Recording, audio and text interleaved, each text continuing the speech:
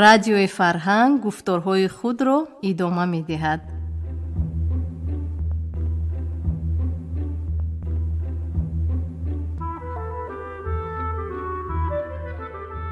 салом шунавандаҳои азиз, ҳоло аз хазинаи тиллоии радио романи иҷтимоӣ палатаи кунҷакиро аз рӯи асари нависанда Фазлиддин Муҳаммадиев бишнавед.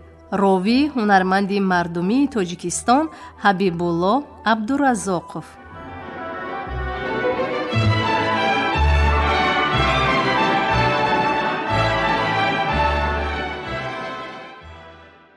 иброҳимҷон гуфт ки оре ҳамин хелҳоле ба ӯ рӯй дода буд. давраҳои аввали шиносоиаш бо Хиромон ба ӯ 2 маротиба изҳори эҳсосот карда буд. бори якум дар доманаи Боботоғ дар сари роҳи Навиёвон. Хиромон илтимос карда буд ки аз ин нуқта дигар даҳон накушояд.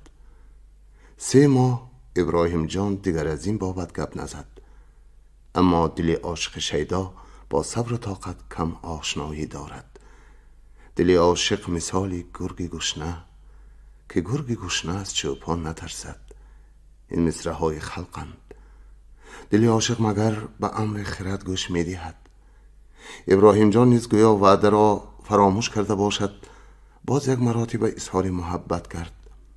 این سفر خرامان بیشتر معلول شد و به وعده اولش اشارت کرده گفت که اگر آشنایی خواهد دیگر وعده خلافی نکند.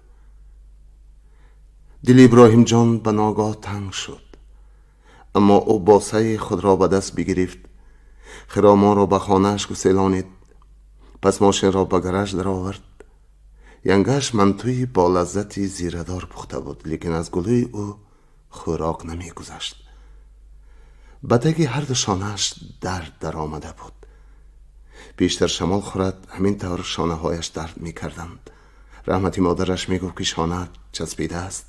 مصلحت می داد که به یگان جای شاخ درخت یا بالادری یا یگان چیزی دیگری بلند با دستانش آویزان شود، شانه چسبیدهش کنده می شود. و چند بار همین طور هم کرده بود. پریشانت ابراهیم جان با مهربانی گفت ینگش در سر دسترخوان. برادرش ابرو گریه کرده لب و دهانش را با سچاق پاک نمود و ملامت آمیز گفت تو با درست زن از جانش بیزار کرد، برآمده رفت بیچاره. آین ترمیزک مایده نباشد که ایزارش کشیده نغزکک خیمچکوب کنی. تو سری دلتا به اکد ینگت نگویی با کی میگویی؟ سر نداشته باشم از دلم بافم. همراه اکد زیر لب غرغر کنان به کاری شبانش برآمده رفت. ابراهیم جان نیز به کوچه برآمد. که ها باز ننوشیدم یک مست شوم، می گفت او به دل و باز تکرار می کرد یک مست شوم که به نشیمن‌های تابستانه رستوران پامیر در آمد که در پهلویش واقع شده است. از قریبی های در آمدگاه میزی بیکس را یافته پشت به آدمان گردانیده نشست. در پسی تواره سبزی که از گلی عاشق پیشان برداشته بودند مرد سیخ کباب می پخت. دودی کباب از میان گل و برگ عاشق پیچان گذشته به اطراف میزی او نشسته با پایهای وایشی بالای نشیمنگاه می پیچید. تگی شانه‌اش باز به درد در آمد. او فکر کرد که به دیگر جای کوچد درد پسنده می شدگیست. به میز دیگری دورتر از کوره و دودی کباب گذشت. پیش خدمت طعام و شراب آورد. او قدح را پر کرد و کمی به خیال رفت.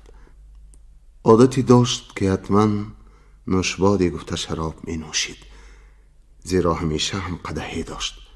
خرسند باشد همراه رفیقانش باشد نطقهای دبدبناک می گفت گاها مختصر سلامت باشیم یا نموریم یا به همین مانند چیزی می گفت. حالا چی گوید؟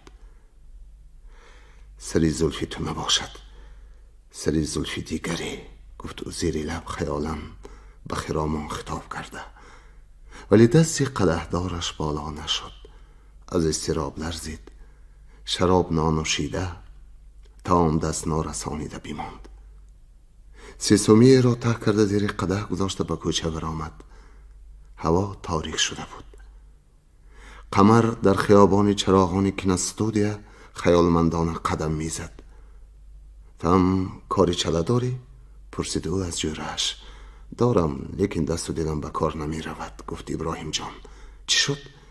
ابراهیم جان مایوسانه دست افشانید. پریشان می نمایی؟ سخن ساعتی قبل از این ینگه ابراهیم جان گفته را تکرار نمود قمر و از زیر بغل جورش گرفته ربایی خواند. مرا نی سر نه سامان آفریدند، پریشانم پریشان آفریدند. پریشان خاطران رفتند در خاک، مرا از خاک ایشان آفریدند. صحبت اوج نمی گرفت. کار برا نکرد. سویل مانده گفت قمر. زیغ شدم، پرتوت بیرون آمدم. ابراهیم جان چیزی نگفت. منتش چله، بیا همراه کنیم، التماس کرد قمر. ابراهیم جان باز جواب نداد. ثانی فکر کرد که اگر از روی انصاف اعتراف کند او را اصلا به اینجا دیدار جورش کشیده آورده است. اگر او را در اینجا پیدا نمی کرد به خانهش می رفت. دیگر به کجا هم می رفت؟ به خانه یگان زنکه پایش نمی کشید. مست شدنی بود، شراب از گلویش نگذشت. در خانه خودش باز ینگه از خاطری پریشانش پرسکاو می کند. اکش آمده به استنتاق سر می کند، یا هیچ نباشد یک دو تلخ و پیچین می گوید. خیر، من رفتم، باز یک زور زده بینم، گفت قمر و به در بینای بلندی بیتیریزه که آنجا یکی از پویلیان های کینستود جای گرفته بود در آمد. با وی یاری باید کرد، به خود قرار داد ابراهیم جان. قمر التماس او را در عمرش رد نکرده است. تا ساعت 2 شب در سر میزی منتج پهلوی هم نشسته کار کردند. قمر درباره اطلس فیلم کشیده بود. عذاب فیلم برداری هر قدر بزرگ نباشد، مشقت منتج آن گاه‌ها زیادتر است. نوار عکس برداشته را به صدها پارچه ها تقسیم میکنی، پس و پیش میگذاری، از دنبال یکدیگر میچسبانی، از سر نو جدا کرده به طرز دیگر میچسبانی، پس نوار را به حرکت انداخته در اکرانچه‌ای که از دفتر طلبه ها سهل کلانتر است و در پیشگاه میز استوار کردند، نتیجه کارت را تماشا میکنی.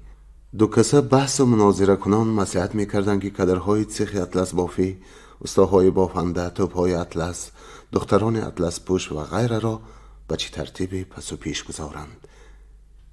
ابراهیم جان کی پسنده شدن اذیتی تگی شانه‌اش را یقین در یاد ندارد. از استودیو جوره ها خوشحال برآمده به خانه های خود رفتند. ابراهیم جان سحری راه خرامان را پاییده او را با ماشین به کارش برده ماند. دینه شما را رنجانیده باشم، ببخشید، گفت او در راه. دیگر چیزی نمیگویم، فقط یک التماس. اذن دهید که هر روز به پیشوازتان بیایم. زرداد خان و ناصر عباس در سر میز روبروی همدیگر جای گرفتند. خروج آخرین به کار و بارم دخل نداشت. می شود؟ پرسید ناصر عباس. برعکس، باز بهتر، گفت زرداد خان و خجالت آمیز علاوه نمود. ببخشید معلم، به کار وابسته نبودنش برای خودی من بهتر گفتنی بودم. ناصر عباس فهماگویان سر جنبانید. ناصر جان، اندک صبر کنید، خواهش نمود ایوانمک. من هم گوش کنم، آخر از اولش گوش می کردم. بیملال باشد. دختر مرحمت اندریچ، ما منتظر، گفت ناصر عباس. ابراهیم جان غیر اختیار پقرا زده خندید. موی سفید اسهال شده بود. شبی دراز و امروز تا این دم هر زمان به آن گوشه دالان می دوید. قلدر قلدر شکمش برالا شنیده می شد. با آشنای همسایه پلت آن موی سفید کوسی تقوادار هر دو چیزی خورده به یک در گرفتار شده بودند. چه خوردنشان را با مصلحت پنهان می داشتند. از تنه دختر خصوصا زیوری سختگیر ایوا می کردند. موی سفید کوسه باشد از آن کنار دالان عموما انسان نمی آمد. شما غلطی عمک؟ کاهش می کرد او را زیور. به تک 70 رفتید و کردارتان کودک برین. زیور جان افتلوانه میگفت موسفیدی پارسا: آدمی زاد شیری خام خورده، نرنجید. بگاهی 2 استکان نبات چای خوردم میماند. نبات چای خوردم. به خودتان جور میکنید. اکنون 1 هفته زیادتر اینجا میمانید. ایوانمک آمده از سر میز نشست. ناصر عباس به نقل نوبتیش شروع کرد. و قبل از این هم از افتش گفته بود که در رایان کار میکند و در شهر استقامت، نه از برای آن که نافش را به شهر بسته ماندند. به خاطر زنش و معلمه صنف های ابتدایی، 1 صنف را از روی تعامل 4 سال تعلیم داده، به صنف 5 گذرانیده، بعد آزاد شده میتواند. حولی آنها 2 قبطه 24 کوارتیر دارد. زمینی صحن حولی روزهای 1 کوچیدنشان گویا خود از خود به 12 حصه تقسیم شد. از کجای رسم شده است که صحن حولی بین ساکنان قبطه 1 تقسیم می شود. بالایه ها هم گویا از ازل به تقدیر تن داده باشند. به این آیین اعتراضی نمی کنند. آنها هنوز 3 ماه سال گذشته مصلحت کرده بودند که در روی حولی قدقدی امارت خوازه برداشته تاک پرورند. در همه جا همین طور می کنند. هم حسن حولی می افزاید، هم نشستگاهی با حلاوت پیدا می شود، هم اهل حولی انگور دهقانی می خورند. تیر ماه رویه تاک شنانیدند، برای خوازه پلغان داشتند. در این مابین 4 نفر آنهایی که در قبطه 1 میزیستند از خوازه برداری دست کشیدند، چون که 200 سوم را یک باره نه هر عائله داده می تواند. درآمد هر خانواده هر خیل. عائله هایی هستند که یخدان، قالین، پیانینو بر این اسباب و اشیای روزگار را از مگزین نسیه گرفته قرضشان را در طول چند ماه کم کم ادا می کنند. غیر از این از باغداری و تاکپروری بر این کارها یکی هوس دارد، دیگری بیزار. خلاص 4 عائله از قبط 2 شریک شد. زمستان با تشکیلات خدمت اهالی شرطنامه بستند که وایش برداشته دهد تا اینکه خوازه تالار شکل 1 لخت خوشروی ساخته شود. بهار آمد. تاکچه های تیرما شنانیده شان محجب است. همه منتظر بودند که کی آن تشکیلات آهن و سیمنت تخته آورده به کار سر می کند. من واقعه های آن روز را به تفصیل نقل می کنم، گفت ناصر عباس و به علامت تقویت سرجمانیدن زرداد خان را دیده حکایتش را دوام کنانید. چاشگاهی او را به کمیته ریسپوبلیکایی نظارت خلق دعوت کردند. انیخترش همان دوستش که به اینجا روزهای استراحت به عیادت می آید. با تلفن او را نزد خود خواند و زودتر بیا گفته تأکید کرد. ناصر عباس معمایی را که آن روزها پیش آمده بود چطور حل کردنش را ندانسته در اداره خود سرگرم می نشست تا کاغذهایش را خوانداشته بیرون برآمد که والگه رفیقش به تک در کام اجرایی رسیده است. برای اتومبیلی گز 24 رایانی هم شفتی پای تخت 4 ساعت راه. از افتش یگان ناخوشی روی داده است. با خواطر اندیشه می کرد ناصر عباس. اما آن حادثه هم ناخوش بود، هم یک اندازه خنده آور. در سیستم نظارت خلق آنها 3 رفیق دیرینه همسن و همیراق کار می کردند. به مدافعه لینینگراد از تاجیکستان کسی بسیاری رفته بود، ولی همین 3 نفر از آن قبل بودند که طالیه‌شان بلندی کرده زنده و سلامت برگشتند. رفیق سیومشان بیگ نظر در یکی از رایانهای جنوبی رئیس کمیته بود. هرچند ناصر عباس بیگ نظر را ماهی 1-2 بار میدید، آغوش گشاده و آخری کرد. اینقدر همه را نوازش نکن، گفت رفیقش. بین هم فکش در آسمان، به گپی آدم گوش نمیدهد. گپی من منطق باشد گوش میکنم. پس نمی آمد بیگ نظر. ها واقعا آوازه است که کانی منطق برای آنهای جنوبی کوچیده است. ناصر عباس نمیفهمید که آنها در چه خصوص بحث دارند. رفیقش دکمه زنگ را پخش کرد. کاتبه در آمد. در مجلسگاه را گشایید. کسی فرصت بگوید که من در مجلسگاه بعد 1 ساعت آزاد می شوم. آنها به مجلسگاهی وسیع بر هوا در آمدند. کاتبه یک چانک چای کبود 3 پیاله آورده ماند، اما رفیقش 2 پیاله را به کناری گذاشته به 1 پیاله چای کشید. این اشاره‌ای بود که آنها روزهای سخت سالهای جنگ از 1 دیگچه آش می‌خوردند، 1 بریده نان را 3 تقسیم می‌کردند. محاصره 900 روزه لنینگراد نه فقط به سر اهالی شهر عذاب و محرومیت ها آورده بود. رفیقش واقعه را بیان کرد. به یک نظر دخترش را به جوانی دلبسته او نه، بلکه به کسی دیگر به شوهر دادن میخواسته است. از واقع راهبران ریان بعد رفیقش نیز آگاه شدند. تو یگان ذره میفهمی که چی کار کرده ایستاده ای؟ میگفت او دلتنگانه. هرچند که میزی درازی مرصع خالی میستاد، آنها در کرسی های نرم تالار پهلوی هم می نشستند. به یک نظر حرفی نمی گفت. مدتی می گذرد و زنهای تاجیک از همه انعنه های نامقبولی پیشین آزاد و به همه معناها زنهای کامل حقوق می شوند. من اکثر کلی زنها را در نظر دارم.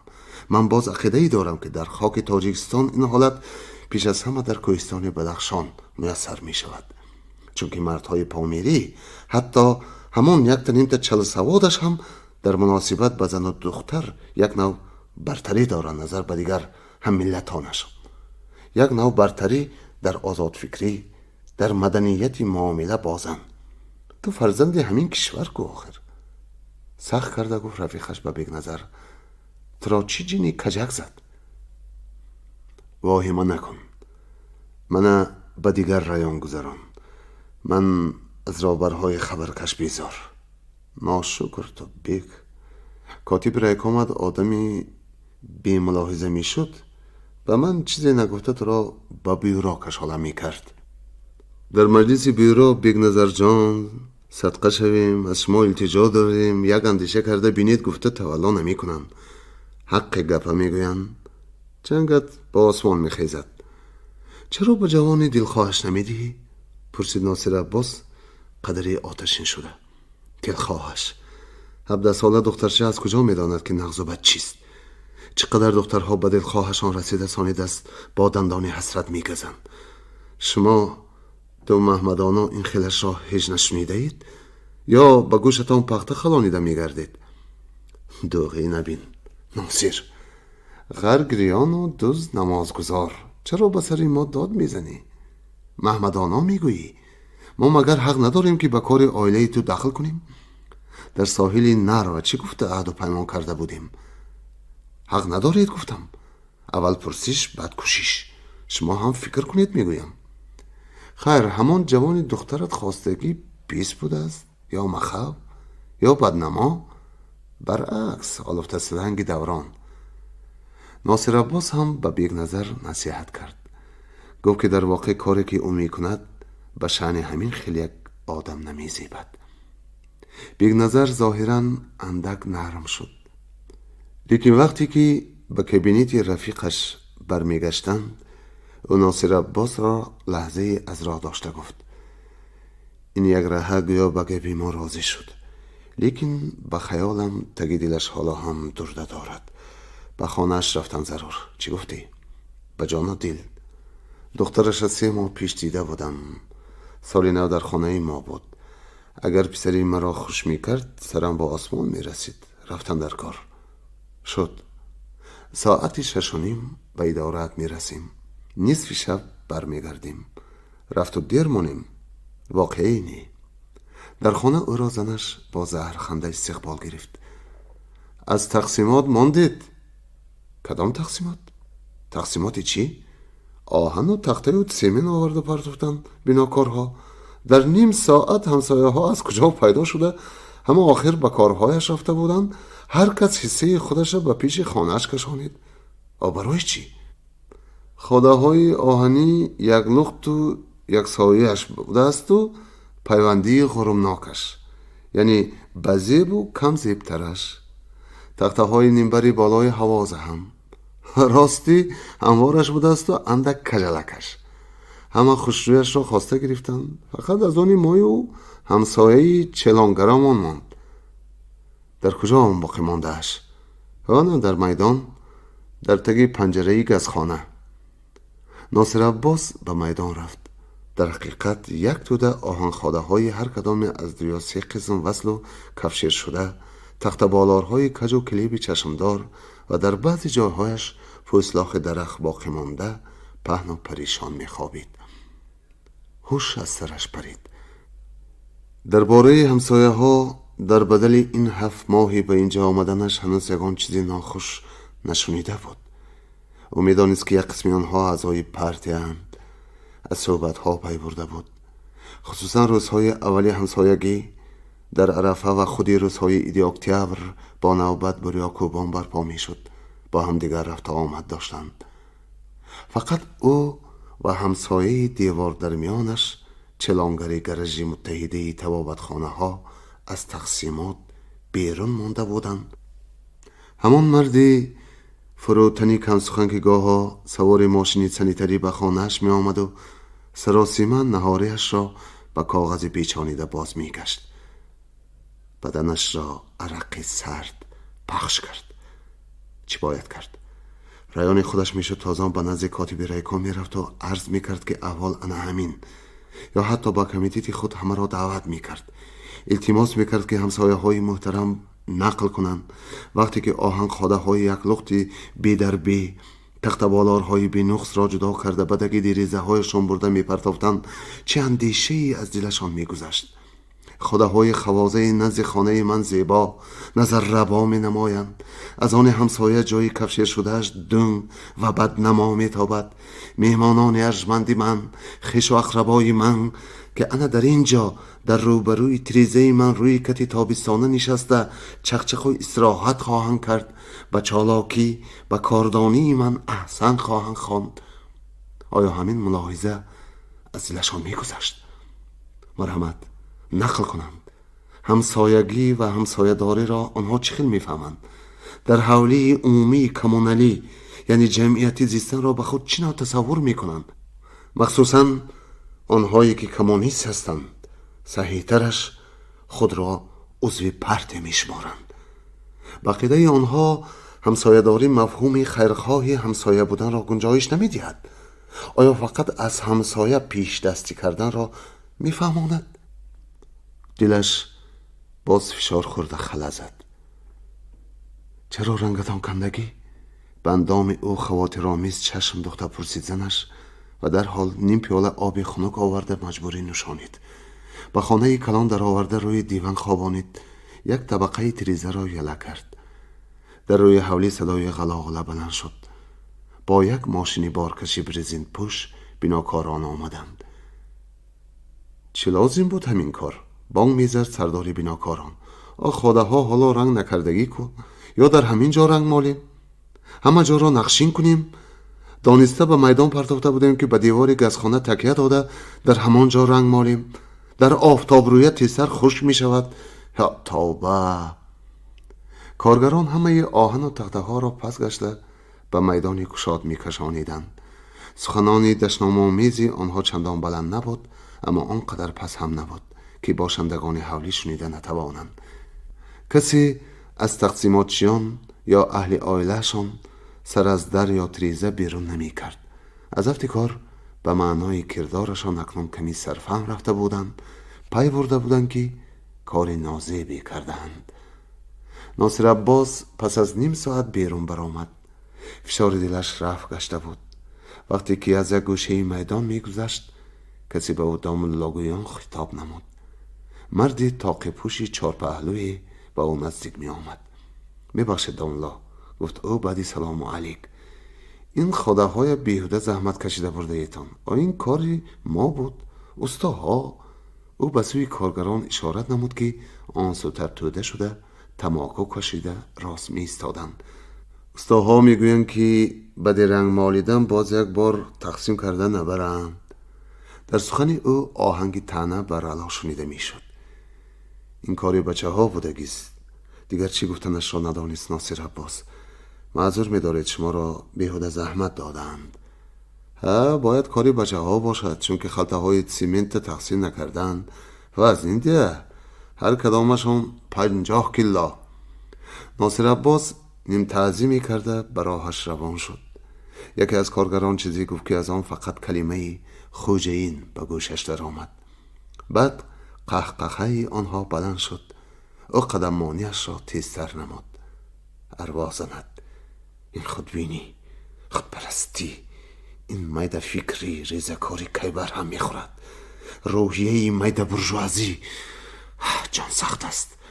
از کجای خوانده بود؟ سخنهای لیچ زفتش. باز او از شخصانی که اکثری نقصانهای انسانی را از باقی مانده های زمان گذشته میدانند گاهی آتشین می شود. آخر باقی مانده زار مانده نه فقط از شخصی به شخصی می گذرد، از چشمه ارثیت هم آب می خوردگی است. به دماغ سوخته خوشی پریشان در کابینتش می نشست. خود را نصیحت می داد که به هر گپ و واقع این خیل مؤثر شدن فایده ندارد. عمل باید کرد. پیغام مجلس غیر نوبتی کمیته، همه حجت ها تخت، فقط لایحه یک قرار را نوشتن در کار. پس از 1 ساعت رفیقش می آید. برایان سرحدی می روند. هوای بهاران نشعی دارد. کوه و دمن همه سبززار، لالزار، سرشار از هوای معطر خشکبار. در خانه دوستشان بیگ نظر صحبت خواهند کرد.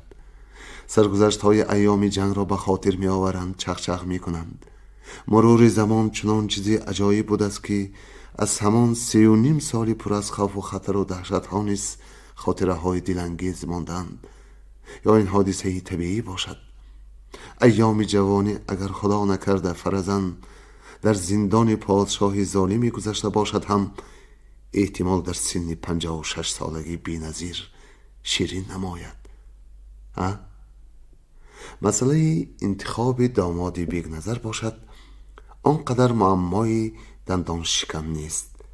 بیگ نظر فیادالی تپ و تیار شده است. گفته واهمه کردن لازم نیست. فرزن میوه شیرین بعضا در حس غمخواری و پرستاری هم که از قدر اسد گذشتنش را نفهمیده میماند. چنانه که بعضی مادران کودک نوزاد را از روی میر سخت آغوش کرده نفس گردان میکنند. رفیقش هم ناصر عباس هم این نقطه را خوب میدانند. آنجا فلاکتی روی نداده است، لیکن گفتند که علاج واقعه قبل از وقوع باید کرد. به هر احتمال رفته بار دیگر با خودش صحبت کردن، از روحیه زنش دخترش آگاه شدن بیفایده نخواهد بود. کیست آن کس که خطا نکند؟ ناصر عباس هم دوره ابتدایی کار در کمیته نظارت خلق به خطاها راه داده بود. بار یک آدمی بیگناه را جریمه پولی انداخته بود. ثانی قرار مخصوص برآورده آن قرار غلط را اصلاح کردن. از شخصی ضرر دیده گردن خارخاران عذر پرسیدن لازم آمد. دیگر شخصی را از روی قاعده می بایست پراولین کلخاز جزا می داد، زیرا خادمی اداره دولتی نبود. اعضای کلخاز را از روی قاعده راهبران کلخاز موافق پیشنهاد کمیته نظارت جزا می دادند. این نازکی را او پس از صادر کردن صحو فهمید. باز یک کاری شده بود که باعث خنده رفیقان گردید. کمیته قرار برآورد که از فلان انژینیر فلان ساختمان برای فلان و فلان گناهش 3 ماه از معاش 20% به فایده دولت جریمه نگاه داشته شود. بعد 1 ماه خاله آن انژینیر وفات کرد و از بس که پیرزن دستنگری همان شخص بود، خراجات گور و کفن و دیگر گونه مراسم های عرفی به ذمه انژینیر افتاد. وی به نزد ناصر عباس آمده التماس کرد که فوت خاله‌اش را به نظر گرفته جریمه را بردارند.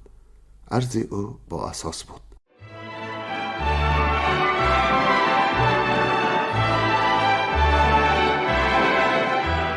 شنونده های عزیز، یادرس می شویم که شما از خزینه طلایی رادیو رمان اجتماعی پالات کنجکی را از روی اثر نویسنده فضل‌الدین محمدیف در قرائت هنرمند مردمی تاجیکستان حبیب‌الله عبدالرزاقов شنیدید.